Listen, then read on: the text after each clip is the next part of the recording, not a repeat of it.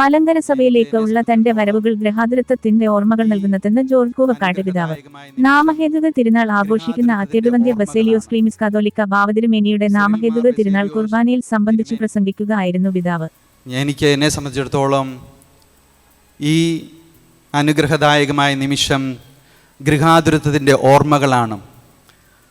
Cyril Mar Baselios തിരുമേനി പ്രിയപ്പെട്ട Manalel Thomas അച്ഛൻ്റെ ശവസംസ്കാര ചടങ്ങ് മാന്നാർ കടപ്ര സെൻറ്റ് മേരീസ് ദേവാലയത്തിൽ ശുശ്രൂഷ ചെയ്യുന്ന അവസരത്തിൽ ഞാൻ ഒരു കൗമാരപ്രായക്കാരനായിരുന്നു. പിതാവ് കണ്ണുകൾ നിറഞ്ഞാണ് ആ ശവസംസ്കാര ചടങ്ങ് നടത്തിയത്. മണലേൽ തോമസ് അച്ഛൻ്റെ മരണം അപ്രതീക്ഷിതമായിരുന്നു.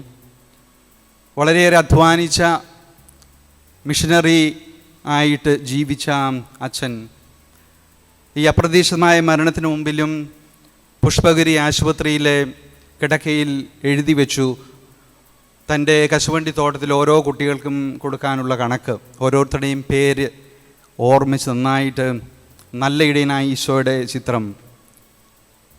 ഞാൻ ഒരു പൈസ പോലും സഭയുടേത് എടുത്തിട്ടില്ല. സാധിക്കുമെങ്കിൽ എനിക്ക് വേണ്ടി ഒരു ബലി വർഷത്തിലൊരിക്കൽ എനിക്ക് വേണ്ടി ഈ കുരിശടിയിൽ അർപ്പിക്കണമെന്ന് പറഞ്ഞ് കടന്നു പോകുന്ന അച്ഛൻ. പക്ഷേ അന്ന് സ്കൂളിൽ പഠിക്കുന്ന എന്നെ സംബന്ധിച്ചിടത്തോളം എൻ്റെ ഉള്ളിൽ പൗരോഹിത്യത്തെക്കുറിച്ചുള്ള ചിന്തകളുടെ ആദ്യാഗ്നി, അതിന് ഞാൻ മലങ്കര സഭയോട് കടപ്പെട്ടിരിക്കുന്നു. ആ നന്ദി സ്നേഹപൂർവ്വം അറിയിക്കുവാനായിട്ട് എനിക്ക് ലഭിച്ച അമൂല്യ നിമിഷമായിട്ട് ഞാൻ കാണുകയാണ്. അതുപോലെ തന്നെ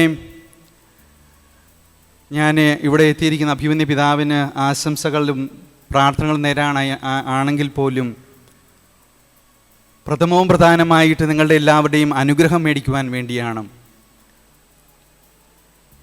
കാരണം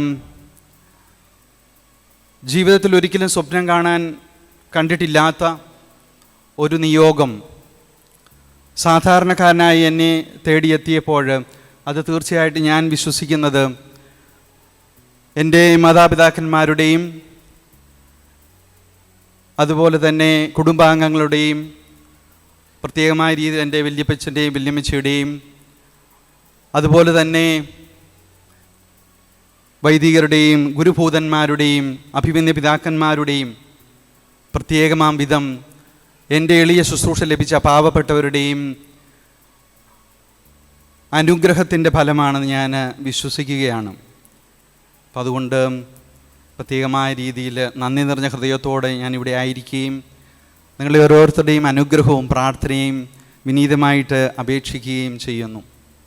മാർത്തോമാ ശ്ലീഹായുടെ മക്കളെന്ന നിലയിൽ നമ്മളിവിടെ ഒരുമിച്ച് കൂടി നമ്മുടെ പ്രിയപ്പെട്ട പിതാവിൻ്റെ ഈ നാമഹേതുക തിരുനാൾ ആഘോഷിക്കുവാനായിട്ട് ലഭിച്ചത് വലിയൊരു ഭാഗ്യത്തിൻ്റെയും അതുപോലെ വലിയൊരു സാക്ഷ്യത്തിൻ്റെയും അനുഭവമായിട്ട് എനിക്ക് തോന്നുകയാണ്.